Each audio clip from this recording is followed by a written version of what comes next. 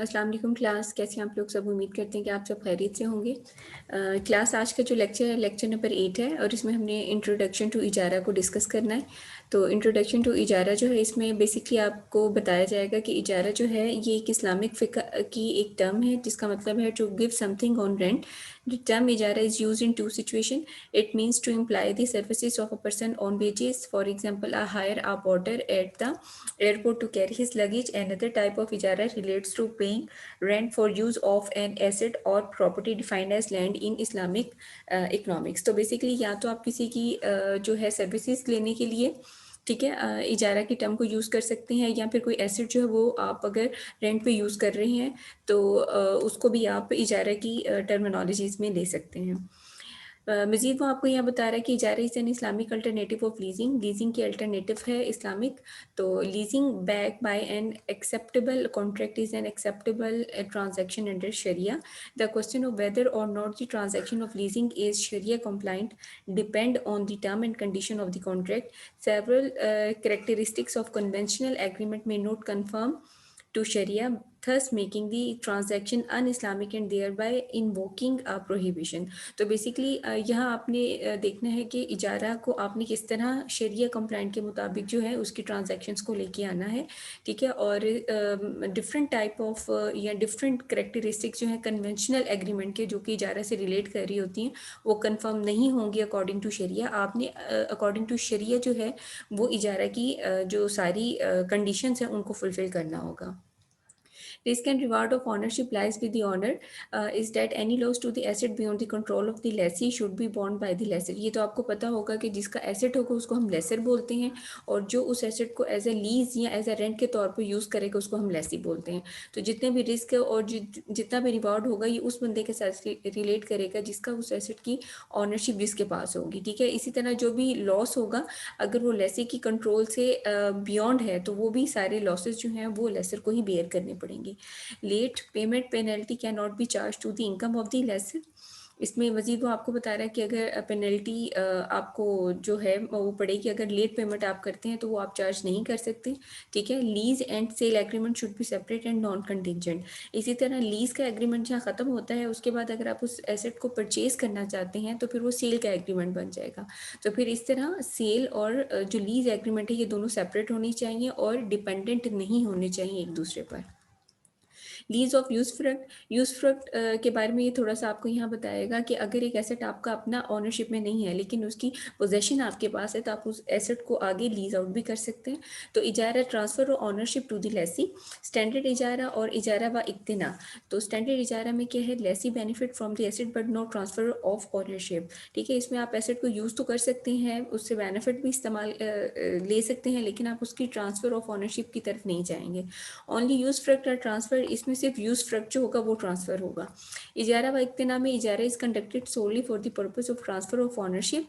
Independent separate contract of sale is formed at the end of the lease agreement. तो इजारा व इक्तिना के अंदर जो है आपके पास जो इजारा कंडक्ट आप करेंगे उसका पर्पस होगा ट्रांसफ़र ऑफ ऑनरशिप, और ये इंडिपेंडेंट और सेपरेट कॉन्ट्रैक्ट होगा सेल के at the end of the lease agreement. Process of इजारा को हम थोड़ा सा स्टडी कर लेते हैं। तो प्रोसेस ऑफ इजारा में वेंडर है, फिर इस्लामिक बैंक और फिर कस्टमर की तरफ आप जाएंगे तो ये एक एग्रीमेंट बनेगा। The customer approaches the bank with the request for financing and enter into a promise to lease agreement. इसमें कस्टमर जो है वो अप्रोच करेगा बैंक की तरफ, ठीक है, एक रिक्वेस्ट लेके कि जी मुझे फाइनेंस करना है इस एसेट को, और फिर वो एक लीज के एग्रीमेंट में आ जाएगा। इसी तरह bank purchases the item required for leasing and receive title of ownership from the vendor. इसी तरह बैंक जो है वो परचेज करेगा लीज का जो भी एसेट आपको रिक्वायर्ड है वेंडर से, ठीक है, उसकी जो ऑनरशिप है वो भी अपने नाम लेगा। फिर देन जो थर्ड स्टेप होगा उसमें the bank makes payment to the vendor. फिर जो बैंक जो है वो पेमेंट देगा वेंडर को। इसी तरह फिर अब दूसरा एग्रीमेंट क्या होगा, इसमें आपको ये बताना होगा the bank leases the asset to the customer after acquisition of lease agreement. अब बैंक जो है वो उस एसेट को लीज करेगा कस्टमर की तरफ जब लीज एग्रीमेंट जो है एग्जीक्यूट हो जाएगा। तो ये एग्रीमेंट 2 आपका बनेगा। The customer make periodic rental payments as per the contract. जिस तरह की पीरियोडिक पेमेंट आपको बताई जाएंगी उस तरह कस्टमर को अकॉर्डिंग टू द कॉन्ट्रैक्ट जो उसे पे करना होगा। At the end of the tenure customer can purchase the asset from the bank with the help of a separate sale agreement. और at the end of the lease agreement अगर customer चाहेगा उस asset को purchase करना तो फिर separate जो है वो आपका सेल एग्रीमेंट जो है वो फॉर्म होगा। रूल्स गवर्निंग इजारा, इसमें रूल्स गवर्निंग इजारा are similar to the rule governing sale, बिल्कुल वैसे ही जिस तरह सेल के रूल्स हैं। Because in both cases something is transfer from one person to another. The only difference is in the case of sale title of property is transfer to the buyer. In case of इजारा the title remain with the lessor, only the use of the property is transfer to the lessee. ठीक है, अब इसमें वो आपको difference भी बता रहा है कि सिर्फ डिफरेंस ये होगा कि आपकी जो प्रॉपर्टी जो है वो ट्रांसफर हो जाएगी लेसी की तरफ। ठीक है, और इसमें उस प्रॉपर्टी के यूज़ जो है वो ट्रांसफ़र हो जाएगा, लेकिन जो टाइटल है वो प्रॉपर्टी का वो बायर की तरफ ही रहेगा। उसके बाद है जी लेसी इसका contract where the owner of an asset transfer its use to another person against an agreed price, however ownership of the lease asset remain with the lessor. Then HG, since ownership of the lease asset remain with the lessor, all right and liabilities relating to ownership are borne by the lessor। ये मैं पहले भी आपको बता चुकी हूँ कि जिसके नाम वो एसेट की ओनरशिप है उसी के साथ जो है जितनी भी राइट्स और लाइबिलिटीज़ हैं उसी को जो है वो बेयर करनी पड़ेंगी। अगर कोई लॉस है वो भी उसी को बेयर करना पड़ेगा। तो बेसिकली लेसर जो है इन तमाम लॉसेस को बेयर कर रहा होगा। जितनी भी ड्यूटीज़ हैं, जितनी भी लाइबिलिटीज़ हैं, राइट्स हैं, वो सारे के सारे लेसर को बेयर करने पड़ेंगे जब तक कि जो एसेट है उस एसेट की ओनरशिप लेसर के पास है। All the right and liability relating to use are bound by the lessee. उस वक्त ये लाइबिलिटीज़ और राइट जो हैं ये लेसी की तरफ जाएंगे। जब एक एग्जांपल के तौर पे वो आपको बता रहे हैं, A give his house to be on rent. A ने अपना एक घर जो है वो बी को दिया। Property taxes are bound to be bond by the owner. अब जितने भी प्रॉपर्टी के टैक्सेस जो होंगे वो ऑनर के ज़िम्मे होंगे। वाटर टैक्स, इलेक्ट्रिसिटी बिल जितने भी होंगे are to be bond by the lessee. क्योंकि आप उस एसेट को यूज़ कर रहे हैं तो उससे रेलिवेंट जितने भी आपके होंगे बिल्स वगैरह वो लेसी को बेयर करने पड़ेंगे क्योंकि वो यूज़ कर रहे हैं उस एसेट को। लेकिन जो प्रॉपर्टी का टैक्स है वो आपके ऑनर को बेयर करना पड़ेगा।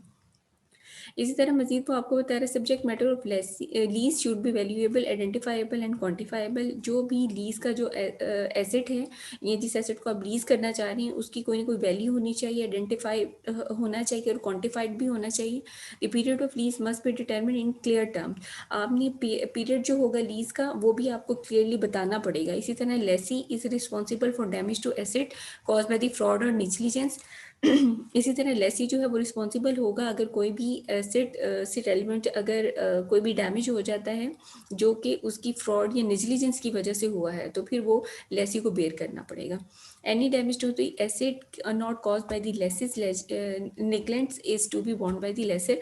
अगर तो जो एसेट है वो आपका ख़राब हुआ है या वो डैमेज हुआ है लेसी की निग्लिजेंस की वजह से नहीं, तो फिर आपका जो एसेट है उसके जितना भी डैमेज है वो लेसर को बेयर करना पड़ेगा। Normal maintenance is laces responsibilities. जितने भी नॉर्मल मेंटेनेंस होगी उस एसेट की वो लेसी को बेयर करनी पड़ेगी। इसी तरह lease rental for the entire lease period must be fix at the time of lease agreement. जितनी भी लीज की रेंटल पेमेंट्स होंगी वो सारी की सारी आपको लीज जो पीरियड आपका होगा वो फिक्स करना पड़ेगा at the time of lease agreement. Different amount of rent can B fix for different period but they must be non. आप डिफरेंट अमाउंट्स भी रख सकते हैं लेकिन आपको लेसर और लेसी दोनों इन सारी चीज़ों से अवेयर होनी चाहिए। इसी तरह the rent may be tie to a non benchmark acceptable to both the party. ठीक है, अब जो आप रेंट रखने जा रहे हैं वो भी एक बेंचमार्क के मुताबिक होना चाहिए और दोनों पार्टीज जो हैं उसको एक्सेप्टेबल भी करें। The lessor can not increase the rent unilaterally. तो लेसर जो है वो अकेला रेंट को जो है इंक्रीज नहीं कर सकता। ठीक है, दोनों की कंसेंट होगी तो फिर आपका रेंट जो है वो इंक्रीज होगा। ऐसे में receive the rent in advance, advance में भी वो रेंट ले सकता है but such payment should be recorded as an advance rental. Balance sheet should reflect this payment as liability since rent can be received only for use of an asset. आप उस rent को use करेंगे, receive कर रहे होंगे as a use of an asset.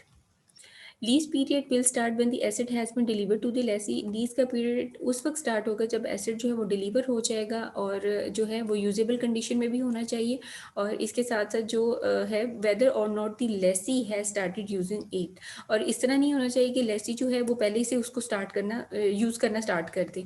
If the leased asset is destroyed the lease will terminate. अगर lease का जो एसेट है वो डिस्ट्रॉय हो जाता है, डैमेज हो जाता है, तो लीज जो है वो टर्मिनेट हो जाएगी, ख़त्म हो जाएगी। If the lessee is at fault he is liable to compensate the lessor for the loss. अगर जो लेसी है वो गलती पे है तो फिर ये जो इसकी जो लाइबिलिटी है वो उसको कंपनसेट करनी पड़ेगी लेसर को for the loss. If the lessee contravene any term of the lease agreement, the lessor may unilaterally terminate the agreement. अगर लेसी जो है वो लीज एग्रीमेंट में कोई ना कोई मुदाखलत करता है या कोई वायलेट कर रहा है उस कॉन्ट्रैक्ट को, तो फिर लेसर जो है वो अकेला भी उस एग्रीमेंट को टर्मिनेट कर सकता है। If there is no contravention the agreement can only be terminated by mutual consent. अगर इस तरह की कोई इंटरवेन्यू नहीं हुई तो फिर एग्रीमेंट को आप अकेले जो है वो टर्मिनेट नहीं कर सकते, आपको म्यूचुअल कंसेंट की ज़रूरत होगी इसमें। Conventional financial lease agreement give termination right to lessor in all cases. This is contrary to Sharia laws. जब हम कन्वेंशनल बैंकिंग की तरफ जाते हैं और उसमें अगर लीज़ की एग्रीमेंट्स को हम देखते हैं तो वहाँ कन्वेंशनल फाइनेंशियल लीज़ के अंदर जो टर्मिनेशन राइट है वो पूरे का पूरा आप लेसर को दे देते हैं हर एक केस के अंदर। लेकिन शरिया के मुताबिक आप इस तरह नहीं कर सकते जब तक कि म्यूचुअल कंसेंट नहीं होगी दोनों पार्टीज़ की, तब तक आप उस लीज़ के एग्रीमेंट को टर्मिनेट नहीं कर पाएंगे। इसी तरह डिफरेंस वो आपको बता रहा है between the conventional lease and इजारा। तो कन्वेंशनल लीज जो है डेफिनेटली वो नॉन इस्लामिक होगी, और जो इस्लामिक कॉन्सेप्ट है उसके अंदर हम इसी लीज को इजारा का नाम देते हैं। तो डिस्क्रिप्शन में वो आपको सबसे पहला पॉइंट बता रहा है पेनल्टी ऑन डिले रेंटल। तो यहाँ कन्वेंशनल लीज में इनकम ऑफ द लेसर बन जाएगी ये, ठीक है, पेनल्टी ऑन द डिले अगर हुआ।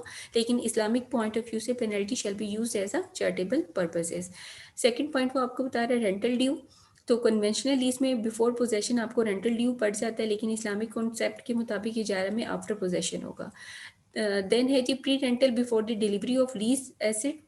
अब यहाँ प्री रेंटल हो रहा है लीज एसेट की डिलीवरी से पहले, तो ये कन्वेंशनल लीज में तो पॉसिबल है, लेकिन इस्लामिक कॉन्सेप्ट के मुताबिक इजारा में ये प्रोहिबिटेड एंड हराम है। थर्ड पॉइंट है if even if no contravention on the part of the lessee, lessee can terminate the contract unilaterally. अगर लेसी के पॉइंट ऑफ व्यू से अगर कोई भी इंटरवेंशन नहीं हो रही तो लेसर जो है वो टर्मिनेट कर सकता है कॉन्ट्रैक्ट को, ये नहीं तो इसमें कन्वेंशनल लीज में वो बता रहा है कि जी कर सकते हैं आप टर्मिनेट इसको, लेकिन इस्लामिक कॉन्सेप्ट के मुताबिक आप इस जो लीज का एग्रीमेंट है उसको टर्मिनेट नहीं कर पाएंगे जब तक कि म्यूचुअल कंसेंट नहीं होगी। अच्छा, अब इसमें डिफरेंट केसेस आपके साथ वो डिस्कस कर रहे हैं और साथ ही वो इसकी एक्सप्लेनेशन भी आपको बता रहा है कि the Islamic bank has entered into a इजारा contract with MS Pak petroleum limited to supply fuel worth rupee 5 million for 5 years. The rent has been fixed to be rupee 10,000 per month. Is this इजारा contract valid? अभी हम बता रहे हैं कि Islamic bank ने एक इजारा का कॉन्ट्रैक्ट बनाया है पाक पेट्रोलियम लिमिटेड के साथ, ठीक है, और जो उस फ्यूल सप्लाई करेंगे उसकी जो वर्थ है वो है रupee 5 मिलियन 5 ईयर्स के लिए, और इसकी जो रेंट जो है वो फिक्स उन्होंने किया पर मंथ 10,000। तो क्या ये कॉन्ट्रैक्ट इजारा के पॉइंट ऑफ व्यू से वैलिड है या नहीं? तो एक्सप्लेनेशन में वो ये आपको बता रहा है कि the contract is invalid because fuel cannot be rented out because it cannot maintain its corpus when it is used। इसमें वो आपको बता रहा है कि जी कॉन्ट्रैक्ट जो है ये इनवैलिड है क्योंकि फ्यूल को आप रेंट आउट नहीं कर सकते, इसकी मेंटेनेंस आप नहीं कर सकते जितना आप उसको यूज़ कर रहे होंगे, तो इस वजह से हम इस केस को जो है वो इनवैलिड बताएंगे अकॉर्डिंग टू द इजारा। सेकेंड केस के अंदर वो बता रहे हैं कि Islamic bank has rented out a building to mister Bashir sons on January 1 2008। The building is under renovation which would finish within 3 months। The इजारा agreement has been signed and bank is charging the rent from the date of signing the इजारा agreement. इसमें Islamic bank जो है इसने rent out की एक building mister बिशीर and sons को जनवरी 1 2008 में, और बिल्डिंग जो है वो अंडर रेनोवेशन थी विच वुड फिनिश जो कि कंप्लीट होगी आफ्टर या विद इन 3 months, और इजारा का एग्रीमेंट जो है वो साइन भी हो गया और बैंक ने चार्जिंग करनी स्टार्ट कर दी है रेंट को from the date of the signing the इजारा एग्रीमेंट। तो अब आप यहाँ बताएंगे कि क्या ये वैलिड है या नहीं? तो एक्सप्लेनेशन भी वो आपको बता रहे हैं कि Since a subject matter is not in usable form, therefore the rental may start after it is in usable form after 31st March 2008। मतलब जनवरी में आपने उस कॉन्ट्रैक्ट को साइन किया है, लेकिन अभी वो जो बिल्डिंग है वो अभी प्रॉपरली यूजेबल फॉर्म में नहीं है, इस वजह से ये कॉन्ट्रैक्ट आपका नहीं बन सकेगा। और उस वक्त ही आप रेंटल जो पेमेंट जो है वो चार्ज करेंगे जब कंप्लीटली वो जो एसेट है उसको आप यूज़ कर सकेंगे। तो उस हिसाब से विद इन 3 मंथ मतलब 31 मार्च 2008 के बाद आपकी रेंटल पेमेंट जो है वो चार्ज होनी शुरू होंगी। देन अगला केस है जी, इजारा contract content clause that the asset would be sold to the lessee after the lease period if he make the rental payment on time. इजारा कॉन्ट्रैक्ट के अंदर एक अगर क्लॉज हम डाल देते हैं जिसमें वो ये बता रहा है कि एसेट वुड बी सोल्ड, आपको एसेट को बेचना पड़ेगा जैसे ही लीज का एग्रीमेंट खत्म होगा लेसी को, और if he make the rental payment on time, अगर वो रेंटल पेमेंट टाइमली देगा। तो फिर यहाँ एक्सप्लेनेशन में आपको बता रहे हैं कि this clause is making selling of the lease asset contingent about the इजारा agreement, therefore the contract would be invalid. हम पहले ही आपको बता चुके हैं कि जितने भी कॉन्ट्रैक्ट होंगे इजारा के अंदर वो सेपरेट होने चाहिए इजारा से अलग। अगर आप कोई कंडीशन लगा रहे हैं, अगर आपने कंटिजेंट बना दिया मतलब इजारा के कॉन्ट्रैक्ट के साथ उसको डिपेंडेंट बना दिया, तो फिर ये जो इजारा का कॉन्ट्रैक्ट होगा ये इनवैलिड हो जाएगा। Then here the bank leases a machinery to Mr. B for 5 years. The rent for the first year is fixed as rupee 20,000 per month, and it is agreed that the rent of every subsequent year shall be 10% more than the previous one. अब यहाँ वो कह रहा है कि bank ने lease किया है एक मशीनरी मिस्टर बी को 5 साल के लिए, और ये जो रेंट है पहले साल में जो है फिक्स है 20,000 के हिसाब से पर मंथ, और ये एग्रीड है, और ये जो रेंट है सब्सिक्वेंटली जो है वो इंक्रीज होता जाएगा 10% के हिसाब से more than the previous month. अब एक्सप्लेनेशन में वो ये आपको बता रहा है कि ये चीज़ें सारी at the time of making contract हो चुकी हैं, क्लियर हैं दोनों पार्टीज़ को। तो ये जो लीज होगी ये वैलिड होगी since the rent have been fixed at the beginning of the इजारा पीरियड, और ये जो रेंट है ये फिक्स होगा जैसे ही इजारा का पीरियड जो है वो स्टार्ट होगा। अब यहाँ बेसिक रूल वो आपको जो है जनरलाइज फॉर्म में बता रहा है कि the lease asset has totally lost the function for which it was leased and no repair is possible, the lease shall terminate on the day in which such loss has been caused. अगर lease का asset जो है वो totally जो है वो lost हो गया, उसको कोई भी फंक्शन आपको प्रोवाइड नहीं कर सकता और ना ही उसकी रिपेयरिंग जो है वो पॉसिबल है, तो फिर लीज का जो एग्रीमेंट है वो आपका उसी वक्त टर्मिनेट होगा जैसे ही आपका जो लॉस है वो कॉज हो गया। However, if the loss is caused by the misuse or by the negligence of the lessee, he will be liable to compensate the lessor for the depreciated value of the asset as it was immediately before the loss। लेकिन अगर यही lease का जो asset है ये ख़राब हुआ, damage हुआ या डिस्ट्रॉयड हुआ है लेसी की निजिलिजेंस की वजह से, क्योंकि वो एसेट को यूज़ कर रहा है और उसने अगर सही से उसको हैंडल नहीं किया, सही से प्रॉपर्ली उसकी फंक्शन उसको परफॉर्म नहीं करवाया, तो फिर ये जो सारा लॉस है ये आपका जो है ये लाइबल होगा लेसी के सुपुर्द, और लेसी को कंपनसेट करना पड़ेगा लेसर को, ठीक है, for the depreciated value of the asset. और जैसे ही इस लॉस को आप इमीडिएटली जिस तरह ही आप उसको इस लॉस को ये लॉस आपका अगर होता है साथ ही आपको इसको कंपनसेट करना पड़ेगा। तो ये बेसिक रूल है इजारा को लेके।